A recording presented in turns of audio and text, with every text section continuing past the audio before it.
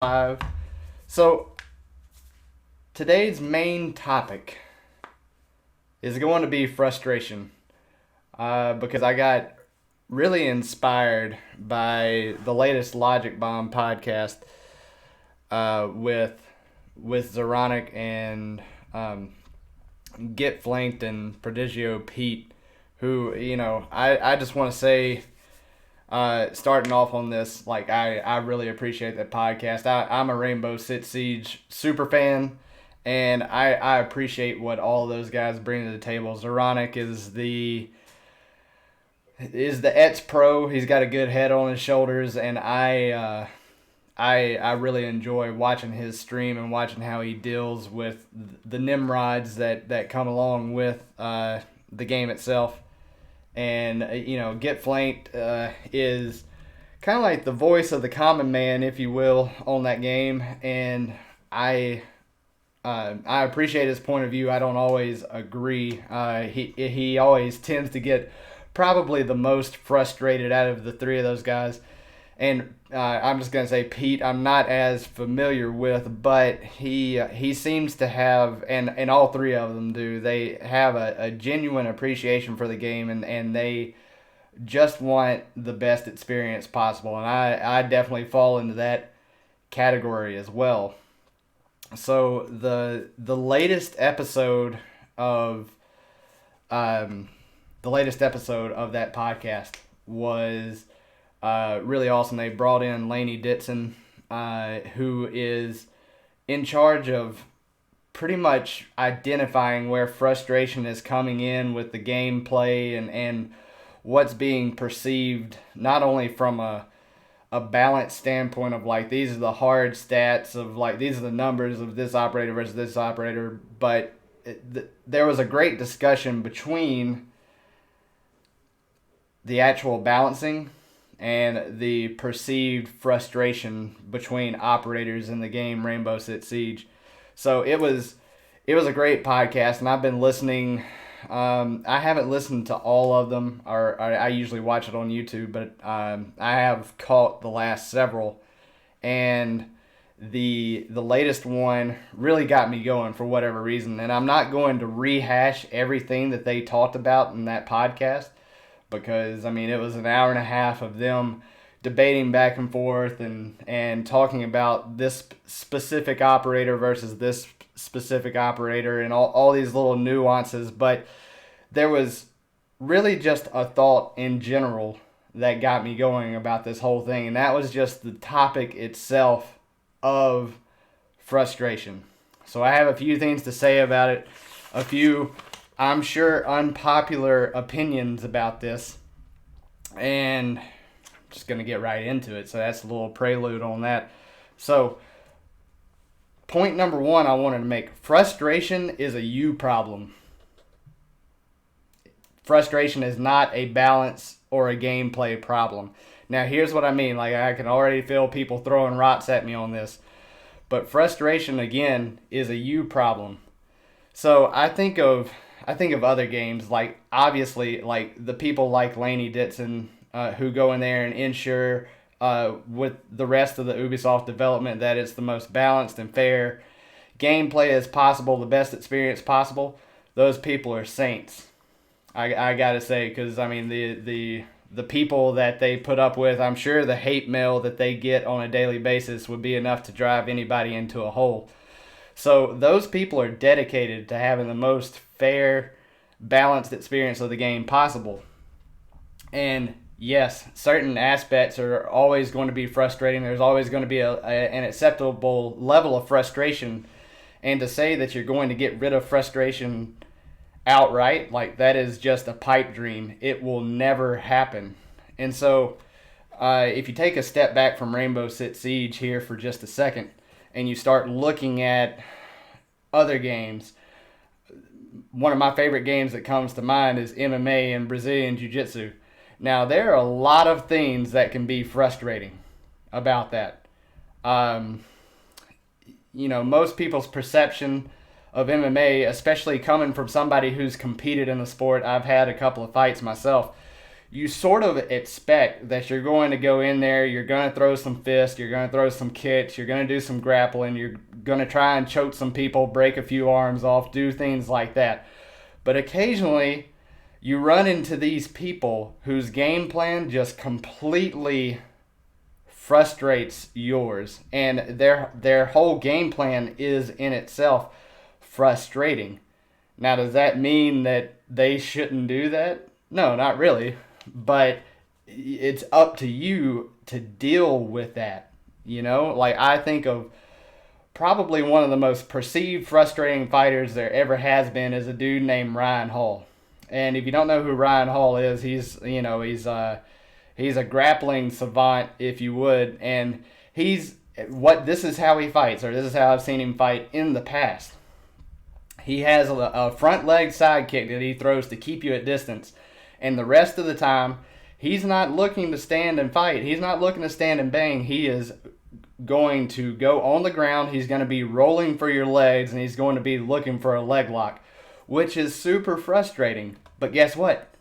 You got to deal with it. I mean, it's just part of the thing. You cannot control what the person across the cage from you is going to do. You can only control what you can do about it. So that brings me back to frustration is a you problem. It's up to you to change your approach whenever something isn't working.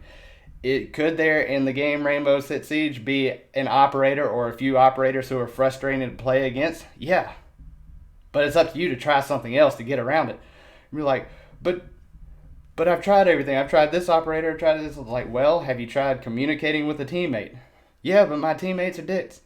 Have you tried finding new teammates? I mean, it's like you keep changing your approach until you find something that works. And this is what ultimately is the problem with frustration itself. Whenever you personally are being frustrated. Now, don't get me wrong. I'm not saying that you're wrong for feeling frustration. Everybody feels frustration. But see, here's the thing, and this is what they said in that podcast too. It's so easy to focus on frustration because it's apparent. Like, you could play 9 good games, but you could come across something that was frustrating for one game, whether it be somebody like Clash, who's a frustrating operator to play against, or you come across cheaters, or you come across teammates who are just like subhuman, who won't even communicate like human beings to you. So there's all sorts of things that you could come across that would get you frustrated, but inherently you're focused on what you can't control. And whenever you focus on what you can't control, you take the power out of your hands to actually change and do something about it. So you get stuck in this frustration loop over and over again. And so the thing that makes that even more terrible is that what you focus on, you feel, and you're going to feel it hard. And what you focus on and what you feel, and the stronger you feel it, the more it's going to grow. So if you're constantly looking for something to be frustrated out, guess what? You're always going to be fucking frustrated. And it's not going to be pleasant.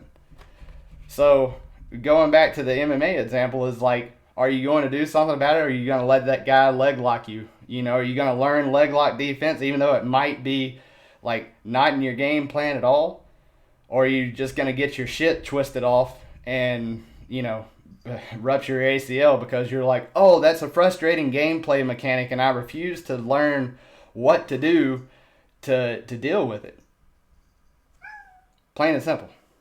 Thor has something to say about it too. But so I think of other things in the game that have been frustrating that I can control.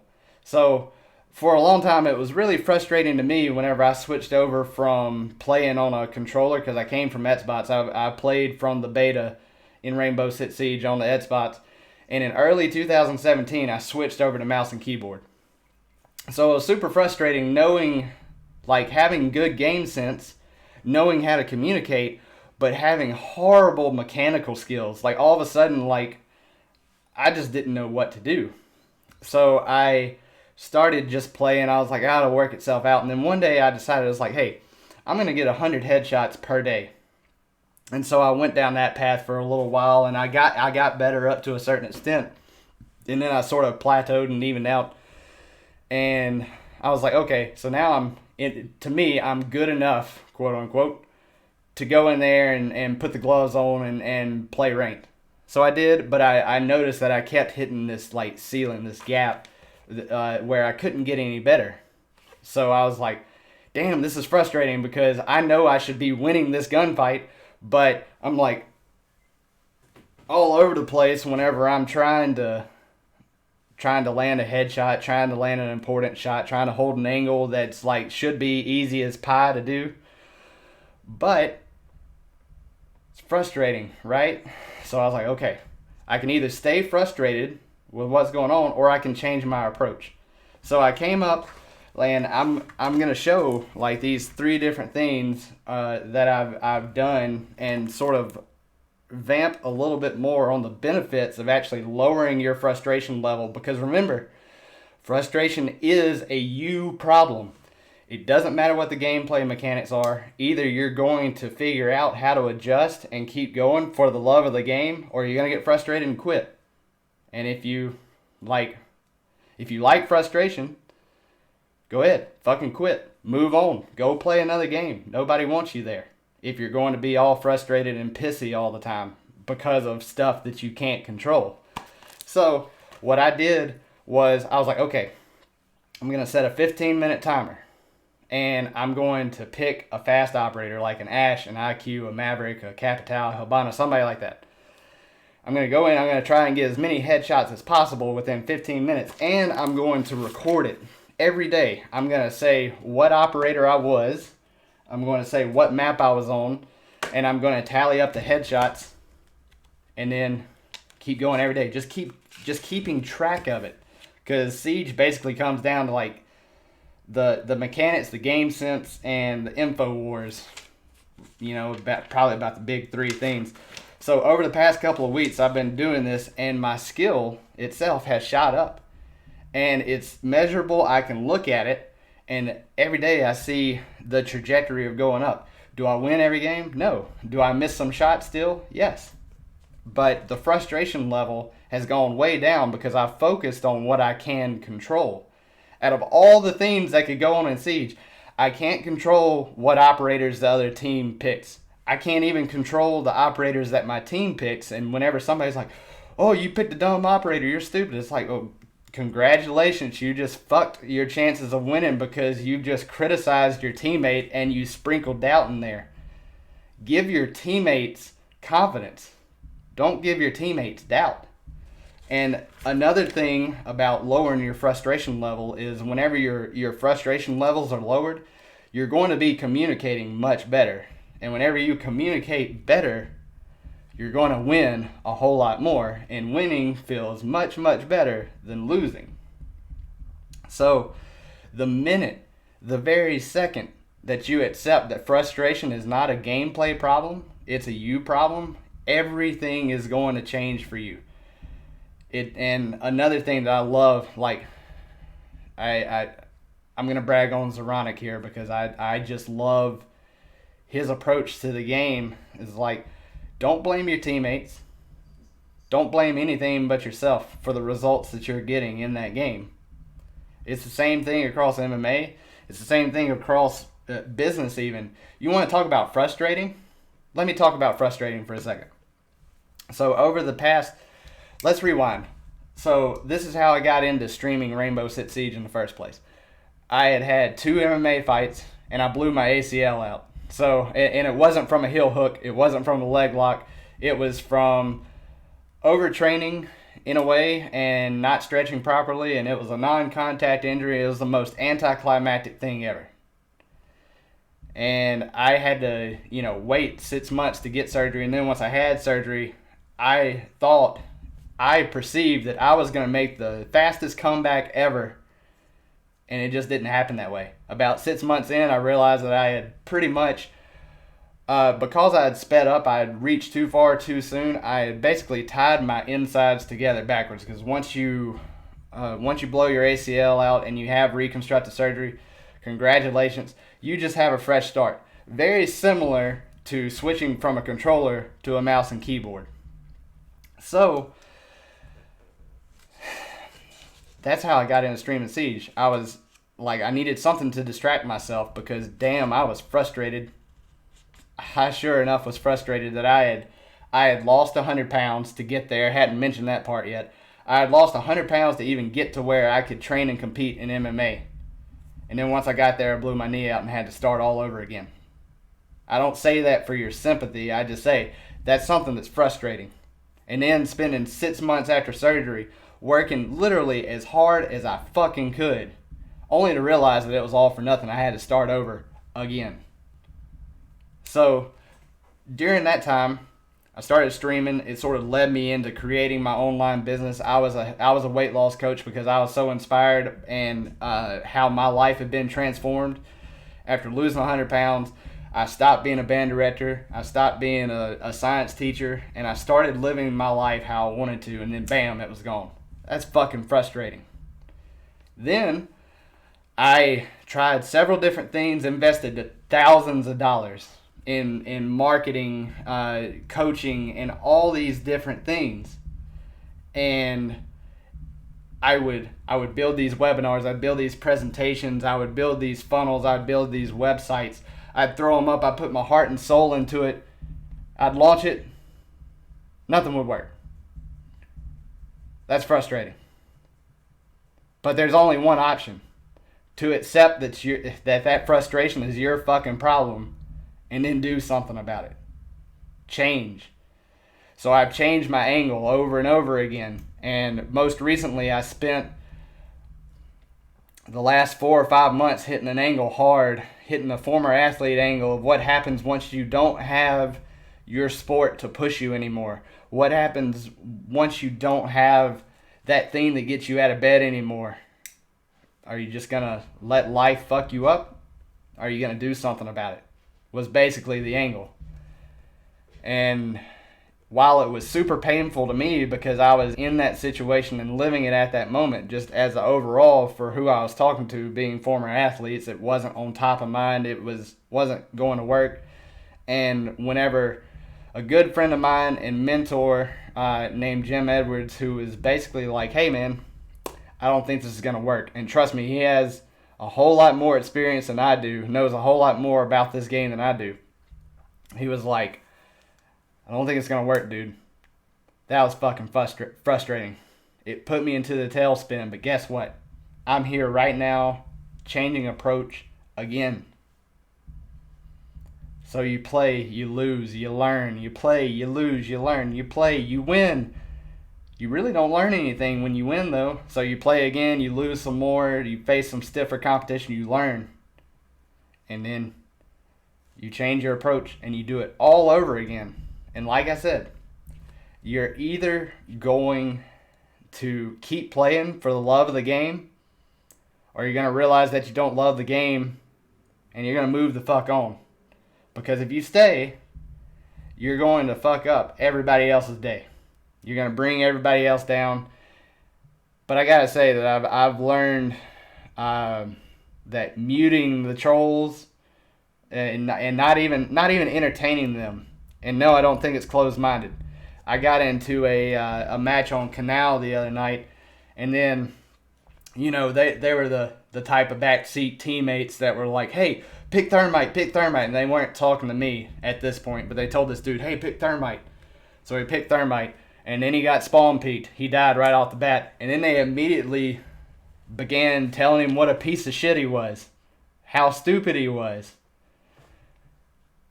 And then, for no reason in particular, they turned to me and were like, and you, Thatcher, you brought the most useless operator in the game, which is fucking stupid. I'm going to refrain from saying that other word because I realize it's not probably the best angle to take on that. But that's what they said. I was quoting. So that immediately kind of took me out of the game. I was like, and you know what? That was frustrating. That was frustrating for me because I let it go for the rest of the round. I wasn't really saying anything. I wasn't really engaging. But they all were dying. they were all, yes, being bad teammates, but still, I wasn't like, oh, we're losing because it was their fault. I still knew that I could do what I could do, so I was staying alive.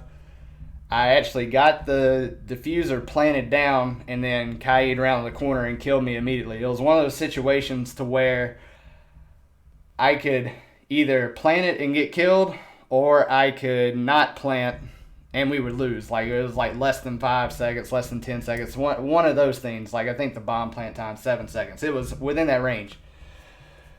So, as soon as I died, they proceeded to tell me what a piece of shit I was, go back to unranked, uninstall the game, like, go hang yourself, stuff like this. So I muted everybody, which was frustrating because, like, now, it's better to not even talk to those people. It's better to not even entertain what they have to say. But it was frustrating to the point where it's like I have no information. I'm going blind now. But the best I can do is do the best job I can about gathering information and moving forward with the best thing I had. And we got 0 forward. We got fucked up that game because of that. Because it was a constant barrage of sprinkling doubt to your teammates, which is never good. But that's another conversation for another day. Just talking on the subject of being frustrated, though. And going back and driving this home one last time. At the end of the day, frustration is a you problem. It's up to you to fix that. And the way you fix that is it's an easy fix. Frustration, that emotion, you're not wrong for feeling it. It's an emotion that's trying to tell you something. And what it's trying to tell you is change your approach. So,